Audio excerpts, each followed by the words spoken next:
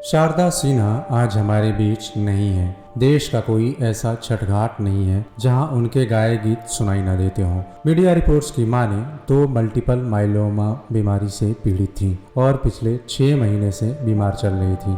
जब उनका स्वास्थ्य बहुत ज़्यादा खराब होने लगा तो उन्हें दिल्ली एम्स में भर्ती कराया गया। इसके बाद जब उनकी स्थिति बहुत गंभीर हो गई तब 5 नवंबर को उनके बेटे अंशुमान ने उनके फेसबुक अकाउंट पर इस बात की जानकारी दी। इस खबर के बाद पूरा देश उनके जल्द ही अच्छे स्वास्थ्य की कामना करने लगा, लेकिन शायद ईश्वर को कुछ और ही मंजूर था और दिल्ली एम्स में शारदा सिन्हा ने आखिरी सांस ली और इसी के साथ एक सदी का अंत हो गया।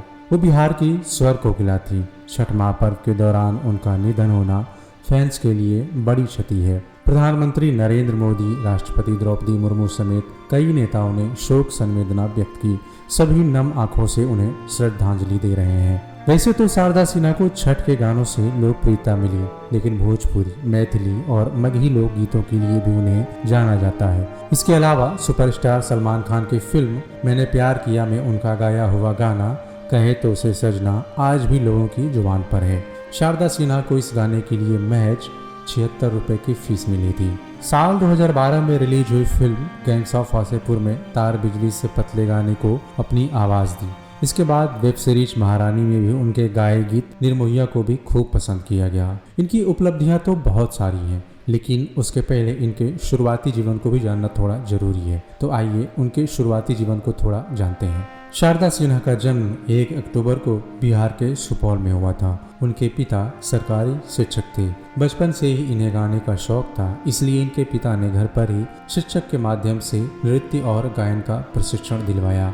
फिर इसके बाद इन्होंने पटना यूनिवर्सिटी से स्नातक की डिग्री हासिल की। साल 1970 में बेगूसराय में इनकी शादी हुई। शादी के बाद इनके सास ने गाने के लिए पाबंदी लगा दिया। इनकी सास नहीं चाहती थी कि शारदा सिन्हा गाना गाएं। इनकी सासू माँ का कहना था कि हमारे यहाँ आज तक घर की बहू ने बाहर जाकर गाना नहीं गाया है तो तुम भी नहीं गाओगी। लेकिन इसके बाद शारदा सिन्हा नहीं मानी तो इनके सास ने खाना पीना छोड़ दिया।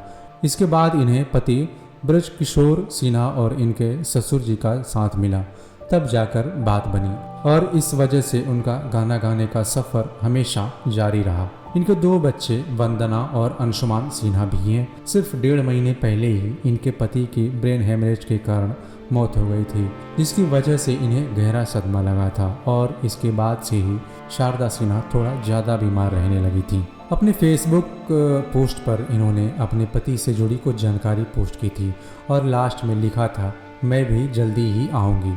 शारदा सिन्हा ने अपने करियर में लगभग 1500 गाने गाए। इसके अलावा संगीत में योगदान के लिए इन्हें साल 1991 में पद्मश्री पुरस्कार से सम्मानित किया गया।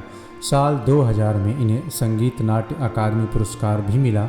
इसके बाद साल 2006 में राष्ट्रीय नाट्य अहिल्या देवी अवार्ड, साल 2015 में बिहार सरकार पुरस्कार और साल 2018 में पद्म भूषण से नवाजा गया। संगीत में इनके योगदान को कभी भुलाया नहीं जा सकता। इनका इस दुनिया से चले जाना बहुत बड़ी क्षति है। भले ही अब वो हमारे बीच नहीं रही, लेकिन वो अपने गानों के माध्यम से हमारे साथ सदैव रहेंगी। आपको ये जानकारी कैसी लगी? आप अपनी राय कमेंट बॉक्स में साझा कर सकते हैं। हमारे साथ बने रहने के लिए धन्यवाद।